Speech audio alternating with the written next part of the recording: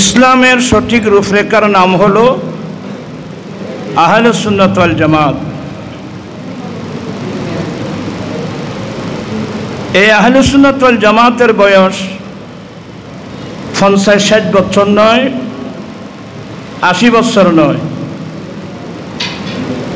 অনেক ইসলামী দলের বয়স 70 বছর হবে বা 80 বছর হবে,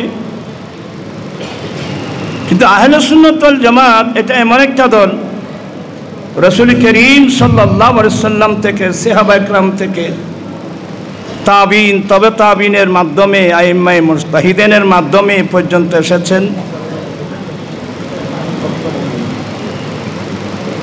এটাই একমাত্র ইসলামের সঠিক রূপরেখা।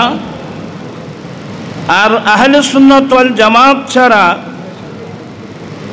আজকে যারা ইসলামের নামে বাংলাদেশকে কাঁপাচ্ছেন, আসলে এদের সাথে ইসলামের কোনো সম্পর্কই নেই। ইসলাম কাকে বলে জিজ্ঞাসা করলে বলতেও পারবে না। ইসলাম কাকে বলে এগুলো জিজ্ঞাসা করলে অনেকে বলতেও পারবে না। বাংলাদেশের চট্টগ্রামের একজন জাদ্রাইল নেতা বক্তব্য রাখলো। উনি বলছেন, আমার মনে হচ্ছে আল্লাহ নাকি এবার সিদ্ধান্ত নিয়ে ফেলছে।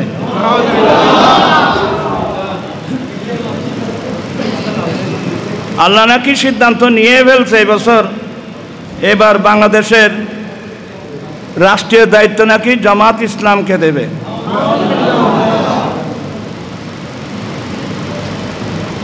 তো এখানে সমস্যাটা কি? এক নম্বর, আল্লাহ কি নিয়ে ফেলছেন? নাউজুবিল্লাহ বলবেন। আল্লাহর জন্য সিদ্ধান্ত শব্দটা কি মেনে নেওয়া যায়? এগুলো কালামে কুফর, এগুলো তো বুঝে না এরা কোরআন হাদিস।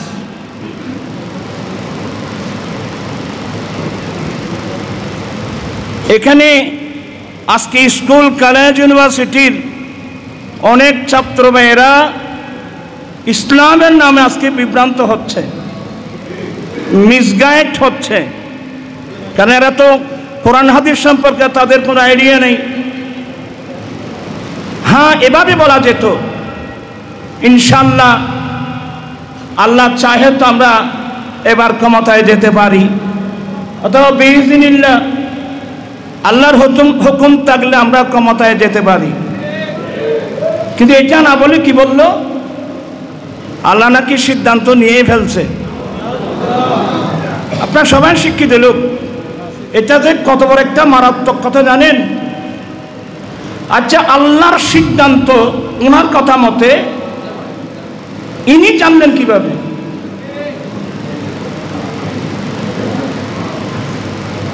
আমি গতকালকে ফতোয়ায়ে শামী দেখছিলাম, আল্লামা ইবনে আবিদিন শামী রহমতুল্লাহ বলছেন, আল্লাহর মুরাদ, আল্লাহর ইচ্ছা আল্লাহর রসুল ছাড়া আর কেউ জানে না। তো উনি আল্লাহর সিদ্ধান্ত নিয়ে ফেলছে, উনি জানলেন কিভাবে? উনি কি নবী? আর উনি কি গায়েব জানেন? যাদের আকীদা হলো আল্লাহ রসুল গায়েব জানে না, তো যেখানে তাদের আকীদা হলো আল্লাহ রসুল গায়েব জানে না, তাহলে উনি জানলেন কিভাবে? আজকে এগুলো না বুঝে অনেক স্কুল, কলেজ, ইউনিভার্সিটির ছাত্র ভাইয়েরা ঈমান হারা হচ্ছে, দ্বীন হারা হচ্ছে। কোনটা কালামে কুফর, কোনটা ঈমান, এটা বুঝবার জ্ঞান তো এখন বর্তমান পাবলিক না। ওই দিন একজন আমার নবীকে বলল, আমার নবী নাকি সাংবাদিক ছিল। একজন বলতে আমার নবী নাকি রাখাল ছিল। এগুলো বলতে আমার বেশি কষ্ট হচ্ছে। আমি সেদিন জিজ্ঞাসা করেছিলাম, সাংবাদিকের আরবি কি? সাংবাদিকের আরবি নবী আর রসুল, সাংবাদিকের আরবি হলো সাহাবি। কোরআন সুন্নাহর কোথায় লেখা আছে আমার নবীকে সাহাবি বলা হয়? এটা রসুলের শানে চরম বেয়াদবি। শুধু এগুলো না, একজন বড় মুহতম সাহেব লিখলো, নামাজের নবী ধ্যান দ্বারা না আসা গরু গদার ধ্যানের চেয়ে নিকৃষ্ট। একজন লিখলো, নবীর জন্য যদি গায়েবে আনাম মানা হয় তাহলে জিজ্ঞাসার বিষয় হলো বাস গায়েব ইয়া কুল গায়েব, কি কিছু কিছু না সম্পূর্ণ?